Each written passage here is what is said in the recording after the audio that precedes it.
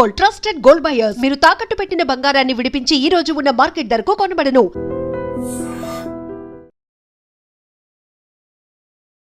నమస్కారం, welcome to I dream. ధర్మ మార్గం విత్ విజిత కార్యక్రమానికి స్వాగతం.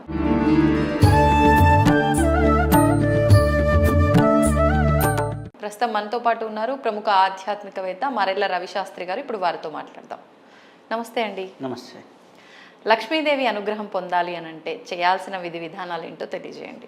అందరికీ ఈరోజు ప్రతి ఒక్కరికి చూసుకున్నట్లయితే లక్ష్మీదేవి అనుగ్రహం కావాలి, ఎక్కడికి వెళ్ళినా కానీ పైసా లేనిదే ఏమీ లేదు అంటారు. అవును.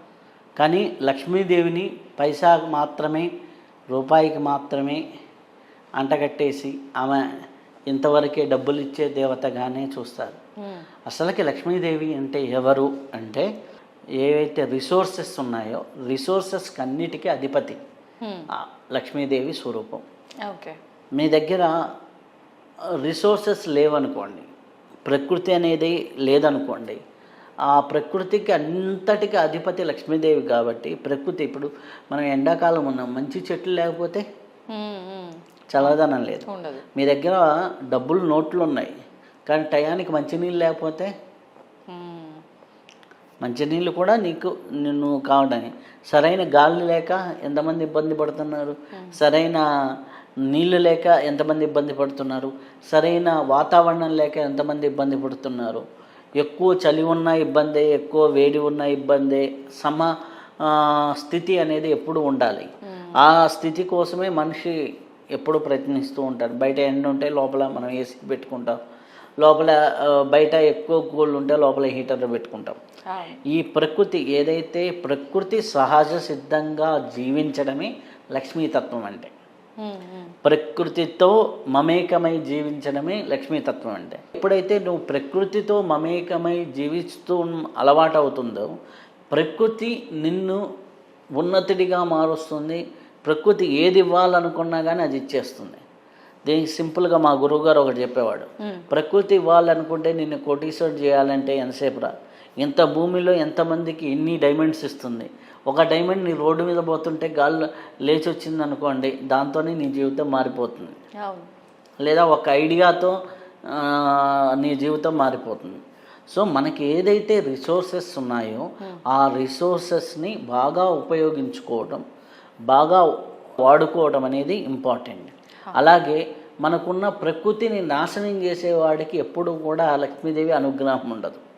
మనకున్న ఇప్పుడు వాటర్ ఉంది, చాలామంది ట్యాప్ తిప్పి వదిలేస్తారు. ఆ ఇంట్లో ఆటోమేటిక్గా మనీ ఏదో రూపంలో వేస్టేజ్ అవుతుంది. ఇక్కడ వాటర్ వేస్టేజే కానీ ఫిజికల్గా చూసుకున్నప్పుడు మనీ వేస్టేజ్. అనవసరమైన బిల్లులు, వాటర్ లీక్ అవుతున్నాయి. మేము ఇప్పుడు ఎవరైనా అనవసరమైన ఖర్చులు ఉన్నాయి అంటే మేము అడిగే ప్రశ్న రివర్స్ ప్రశ్న, మీ ఇంట్లో వాటర్ లీకేజ్ అవుతున్నాయి కదా అంటాం. ఎందుకు అంటే వాటర్ లీకేజెస్ వేస్టేజ్ ఉంటే ఆటోమేటిక్గా ఇంట్లో మనీ వేస్టేజ్ ఎక్కువగా నిల్వ ఉండదు అనమాట. అలా వేస్టేజ్ అవుతూ ఉంటాయి. ఏదో అనవసరమైన బిల్లులు కట్టడము, అనవసరంగా ఏదైనా హాస్పిటల్లో చేయడం, ఇట్లాంటిది ఏదో ఒకటి అనవసరంగా ఖర్చులు వస్తూ ఉంటాయి. కాబట్టి మనకున్న రిసోర్సెస్ని మనం ఎంత జాగ్రత్తగా వాడుకున్నామనేది చాలా ఇంపార్టెంట్ లక్ష్మీతత్వంలో. అలాగే ఆ రిసోర్సెస్ మీద మనం ఎంత కృతజ్ఞతాభావంతో ఉన్నాము అనేది ఇంపార్టెంట్. ఒకటి రిసోర్సెస్ని ఎలా వాడుకుంటున్నామనేది ఇంపార్టెంట్, దాని మీద మనం ఎంత కృతజ్ఞతగా ఉన్నామనేది ఇంపార్టెంట్. అలాగే రిసోర్సెస్ని కాపాడడానికి మనం ఏం చేస్తున్నాం, ఓ మొక్కలు నాటడం కానివ్వండి, అలాగే ఒక ప్రకృతికి సంబంధించి మనం ఏం చేస్తున్నాం అనేది ఇంపార్టెంట్. ఇవన్నీ కూడా మీరు చేస్తూ ఉంటే మీ షట్చక్రాల్లో మణిపూరక అనాహత చక్రాల మధ్యలో లక్ష్మీ స్థానం అనేది ఉంటుంది. ఆ లక్ష్మీ స్థానం ఆటోమేటిక్గా యాక్టివేట్ అవుతూ ఉంటుంది.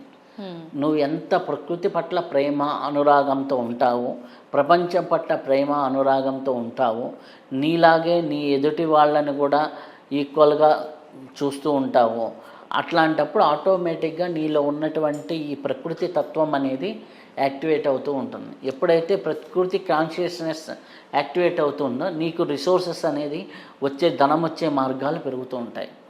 ఆ మార్గాల్ని మనం పెంచుకోవడానికి నీ ఐడియాలజీ అనేది ఎట్లా ఉండాలి అంటే ప్రకృతి పట్ల కృతజ్ఞతాభావం, ప్రకృతికి సహాయం చేయడం, ప్రకృతిని సరైన మార్గంలో వాడుకోవడం ఇది చేస్తూ ఉన్నప్పుడు నీకు లక్ష్మీతత్వం అనేది సహజంగా సిద్ధిస్తుంది. ఎప్పుడైతే అది సహజంగా సిద్ధించిందో, ఆ సిద్ధత్వం అనేది వచ్చిందో, అప్పుడు నువ్వు దాన్ని ఏ విధంగా మనీ రూపమా, ఒక వస్తు రూపమా, లేకపోతే ఇంకో ఏ రూపంలో కావాలంటే ఆ రూపంలో మ్యానుఫ్యాక్చరేషన్ చేసుకోవచ్చు. అయితే దీనికి కరెక్ట్గా మంత్రశాస్త్రం ప్రకారం చెప్పాలి అంటే లక్ష్మీతత్వానికి శ్రీం బీజం ఉంటుంది. శ్రీం అన్నప్పుడు మీకు కావాలంటే చూడండి, మీ హృదయ స్థానమే వైబ్రేట్ అవుతుంది. శ్రీం శ్రీం శ్రీం అని ఎవరైతే రోజు ఒక half an hour to 1 hour శ్రీం శ్రీం శ్రీం అనేది చేస్తూ ఉంటారో, ఓన్లీ శ్రీం ఒకటి అంతే, శ్రీం శ్రీం శ్రీం అని చేసుకుంటూ ఉంటే కొన్ని రోజులకి, రోజుకు 1 అవర్ చేయగలిగితే ఒక 3 months వ్యవధిలో వాళ్ళకున్న సోర్సెస్ అనేవి పెరుగుతాయి. అంటే ఖచ్చితంగా 1 అవర్ చేయాల్సిందేనా? ఎంత సమయం ఉంటే అసలు చేయకుండా ఉండేదానికంటే ఎంతసేపు చేసినా మంచిదే. ఇప్పుడు సపోజ్ ఫర్ ఎగ్జాంపుల్ దీన్ని ప్రాక్టికల్గా ఉపయోగించుకున్న వాళ్ళు, నేను ప్రాక్టికల్ స్టోరీస్ కొన్ని చెప్తాను. ఏంటంటే ఒకరు వచ్చారు, వారికి ఏదో చిన్న బిజినెస్ ఉంది. ఆ బిజినెస్ చేసుకుంటూ ఏదో వంటలు అన్నమాట, మణికొండ దగ్గర వంటలు చేసుకుంటూ చిన్నవి ఉంటుంది. ఆ వంటలు చేసుకున్న ఆవిడ మన దగ్గరికి ఆస్ట్రాలజీకి వచ్చినప్పుడు ఇది చెప్పాను అనమాట. చెప్తే ఆమె వంటలు బాగా చేస్తుంది, ఏదో రోజుకు ఒక 20 మంది 25 మంది ఎవరో క్యారేజీలు తీసుకెళ్ళటం అట్లా చిన్నగా చేస్తుంది. ఒక అబ్బాయి సాఫ్ట్వేర్ ఇంజనీరు, ఆ అబ్బాయి వచ్చి చూస్తూ ఈమె బాగా ప్రాక్టీస్ చేస్తుంటే బాగా టేస్ట్గా ఫుడ్లు ఉన్నాయి, మీరు ఎందుకు జొమాటోలో పెట్టకూడదు, ఎందుకు ఇట్లా పెట్టకూడదు అనేసి అంటే, నాకు అది తెలియదు నాన్న, నేను చదువుకోలేదంటే ఆ అబ్బాయి క్రియేట్ చేసి ఇచ్చాడు. 20 మందికి పెట్టే ఫుడ్ కాస్త ఈరోజు ప్రతి మధ్యాహ్నానికి ఆవిడ 400 to 500 మెంబర్స్కి సర్వ్, అంటే క్యారేజ్ రూపంలో. మళ్ళీ ఆమెకు హోటల్ ఏమి లేదు, స్విగ్గీ జొమాటో ఇట్లాంటి వాటిల ద్వారా బాగా తీసుకెళ్తూ ఉంది అనమాట. క్రేజ్ అయింది.